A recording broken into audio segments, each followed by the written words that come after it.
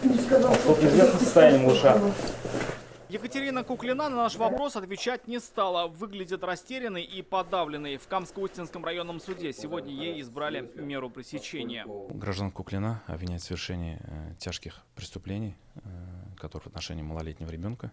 Сегодня рассмотрено ходатайство следствия Верхнеустинского РСО об избрании меры пресечения в виде заключения под стражу. Нами данное ходатайство поддержано. По версии обвинения, в августе ее 6-месячный сын получил травму основания черепа. Вместе с мамой малыша госпитализировали в ДРКБ. Как тогда объяснила 21-летняя Екатерина Куклина, травму ребенок получил случайно, упав с кровати. Но уже в больнице у малыша, находившегося в одной палате с мамой, медики вновь выявляют тяжелые травмы, переломы рук и ноги. По словам матери, мальчик вновь травмировался случайно. Однако после этого, как сообщает Следком, сама Екатерина покинула больницу.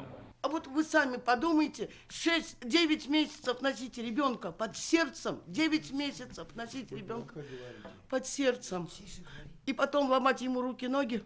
Бабушка ребенка, мама Екатерины Куклиной, с трудом сдерживает слезы и отказывается верить в версию обвинения. В ее глазах дочь была примерной матерью, 2 детей, старшему еще не исполнилось 3 лет. Свой уголок. В мае районный отдел соцзащиты выделил ей квартиру в Куйбышевском затоне. Спустя 4 месяца такая история, произошедшая, взбудоражила соседей и весь поселок.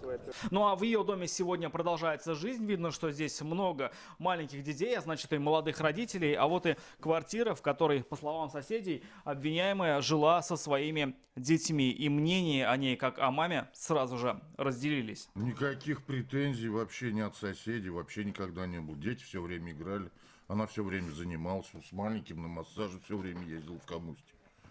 Чтобы она что-то так проявила агрессию, даже мне вообще даже, я не понимаю. Она постоянно около подъезда сидела. Дети были одни. Вот это видела. В трезвом виде, не трезвом?